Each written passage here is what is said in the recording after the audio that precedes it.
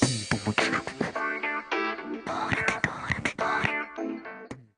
an honor to be able to kick off this morning's session at the Congress. And I'd like to first thank each and every one of you for your dedication and commitment to developing safe and efficacious therapies for individuals with orphan diseases.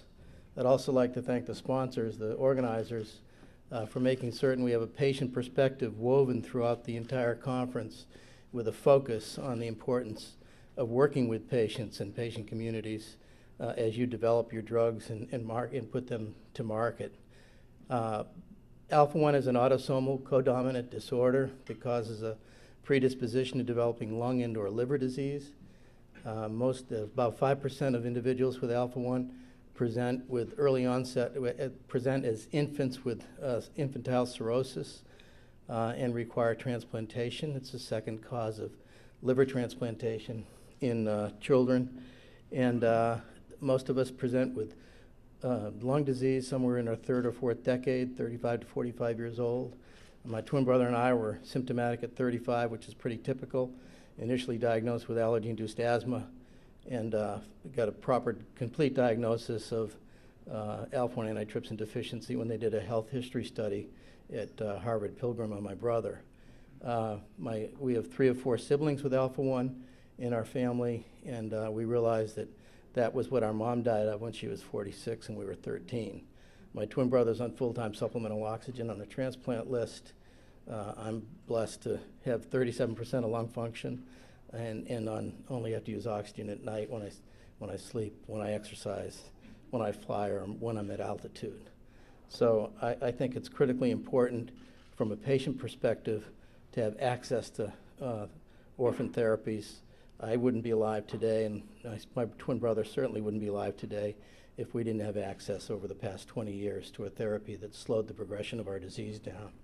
So our Alpha-1 story really starts at the National Institutes of Health, the National Heart, Lung, and Blood Institute, where in the early 80s, the purification of the protein was developed by a couple scientists in Building 10 and allowed for the ability to get through the Orphan Drug Act the commercialization of the first augmentation therapy product, a plasma derivative, that was made available to the patient community. That was licensed with a requirement in phase 4 requirement to do a longitudinal disease progression study, which resulted in 32 clinical centers recruiting 1,123 individuals with Alpha-1. At those clinical centers, support groups were formed where physicians and healthcare providers introduced patients to patients. And I know yesterday in this session there was a question, how do you help a patient community get organized? Well, the best way is to require your PIs to the extent you can to make sure that patients meet each other, and support groups form, and then network forms, and ultimately in the Alpha-1 situation in 1991, the Alpha-1 Association was incorporated, and to provide focus on education, advocacy, and support. We have over 90 support groups in the country right now, so it means that somebody can call and get connected with a support group right away in your local area. Education materials, as well as advocacy, which has given us a presence on Capitol Hill as we fight the battle year after year on reimbursement issues and other issues related to approval of new therapies. In 1994, the NIH told us they were going to stop the longitudinal study and not do any more clinical research on Alpha-1 because of limited resources. That was unacceptable to us, and I can imagine it would be unacceptable to anybody here with a genetic condition in the family. And so we founded the Alpha-1 Foundation to provide the leadership and support to increase research, improve health, promote worldwide detection, and cure Alpha-1. And we immediately partnered with our scientific and clinical colleagues who participated in the NIH study with us, and brought them in and created a plan. And spent the first 3 years creating an infrastructure to support research on an international scale. So we created the Alpha-1 Research Registry, which is the largest registry of individuals with Alpha-1 in the world, and we've been able to recruit. We can recruit for a phase 3 pivotal trial in 6 to 8 weeks because we have a registry with an identified population willing to participate in research with enough clinical data to pre-qualify them for specific study criteria. Then we got and we've had 3 drugs approved since 1995.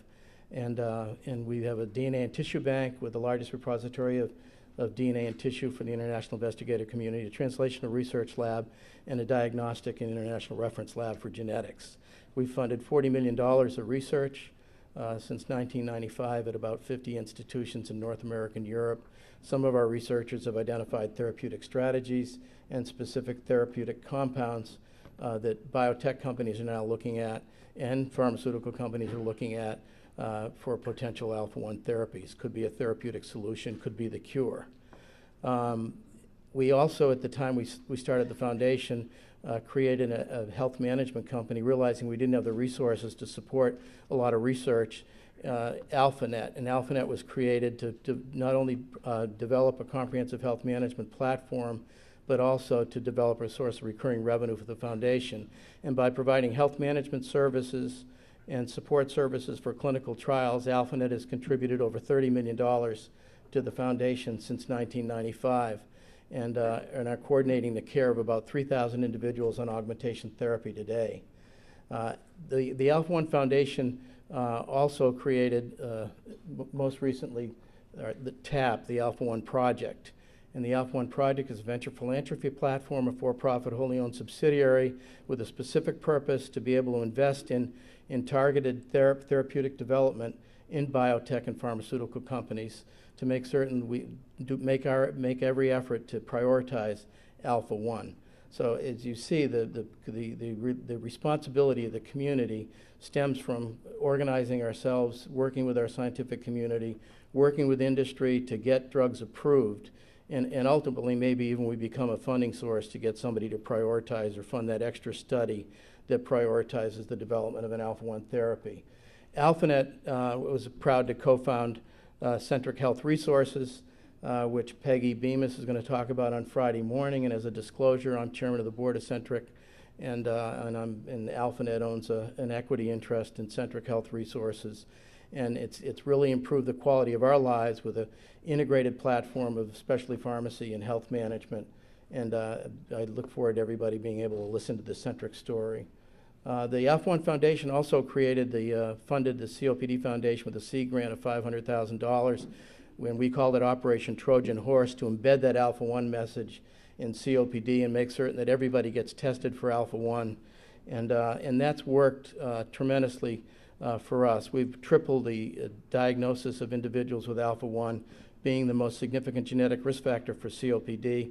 It's very clear that the COPD Gene Project, the epidemiology, the genetic epidemiology of COPD, is identifying additional genetic predispositions, which will invariably be orphan diseases. So as you develop an orphan disease for a condition like Alpha-1, think of the broader use, whether it's another orphan indication or whether it's a large chronic disease that's going to be split up into different phenotypes.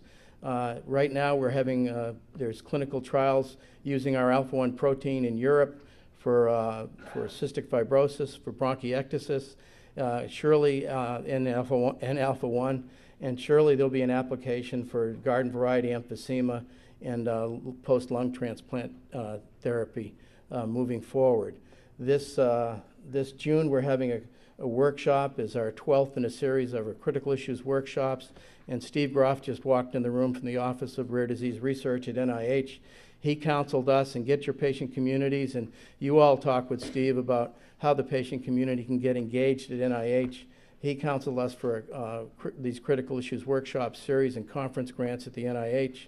We're having one on different formulations and new formulations and uses of the Alpha-1 protein, not looking at the anti-elastase mechanism of the protein that we use in our augmentation therapy by IV, but looking at the anti-inflammatory mechanism of the protein for diseases like diabetes and Alzheimer's and HIV/AIDS, cardiovascular disease, and arthritis. So as you develop your orphan drugs for one indication, there could be a lot more involved in using the drug that you ultimately develop. So strongly encourage you to look beyond the immediate opportunity. But I would just like to stress the importance of working with the patient communities.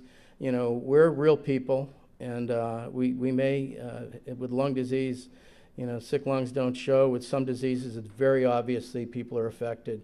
It affects the family. We want to be partners with you. We're not afraid of that stigma attached to working with companies.